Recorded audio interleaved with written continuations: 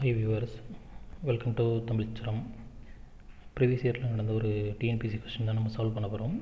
Question வந்து பார்த்திங்கன்னா, PN வயது ஏஎன் வயதை போல் இருமடங்கு, எஃப்இன் வயதில் பாதி, சிஎன் வயது ஏஎன் வயதில் பாதி, ஆனால் டிஎன் வயதில் இருமடங்கு. இதில் இளையவர் மற்றும் முதியவர் இணை எதுன்னு கேட்டிருக்காங்க. ஆன்சர் வந்து கொடுத்துருக்காங்க. ஸோ இப்போ நம்ம கண்டிஷன் படி வந்து சால்வ் பண்ணலாம்.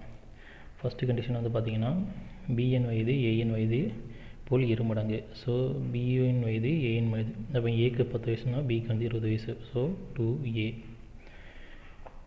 ஆனால் எஃப்இன் வயதில் பாதி. ஸோ எஃப்இன் வயதில் பாதி, F/2. செகண்ட் கண்டிஷன் வந்து பார்த்திங்கன்னா, சிஎன் வயது ஏஎன் வயதில் பாதி. So C = A/2. ஆனால் டியின் வயதில் இருமடங்கு. ஸோ டியோட வயசில் இருமடங்கு. டிக்கு அப்போ 10 வயசுனா சிக்கு வந்து 20 வயசு. So 2D. இப்போ வந்து நம்ம இளையவர் மற்றும் முதியவர் இணையை வந்து கண்டுபிடிக்கணும்.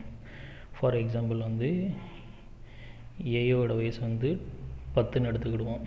அப்போது கண்டிஷன் அப்ளை பண்ணுங்கள். அப்போது பியோட வயசு வந்து பார்த்திங்க அப்படின்னா 20 வரும். ஓகேவா? ஸோ பி கிடச்சிருச்சு. இப்போது பியோட வயசு வந்து 20னா எஃபோட வயசு வந்து அதில் பாதின்னு சொல்லியிருக்காங்க. ஓகேவா?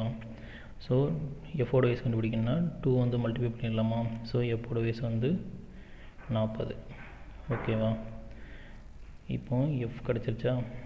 ஏயோட வயசு வந்து ஆல்ரெடி நம்ம 10ன்னு அப்ளை பண்ணியிருக்கோம். ஸோ சியோட வயசு வந்து கிடச்சிரும். A = 10 அப்ளை பண்ணிங்கன்னா C = 5ன்னு வரும். C = 5. ஸோ C = 5னா 2D வந்து கண்டுபிடிச்சிடலாம். இதில் பாதி Dக்கு. அப்போ D வந்து 2.5. எஸ். ஓகேவா? ஸோ இப்போ ABCD எல்லாமே கண்டுபிடிச்சாச்சு. இப்போ இதில் இளையவர் யாருன்னு பார்த்தீங்கன்னா 2.5 உடைய D தான் வந்து இளையவர். முதியவர் வந்து பார்த்திங்கன்னா F தான் வந்து முதியவர், 40 வயசு. ஸோ D மற்றும் F. Answer B.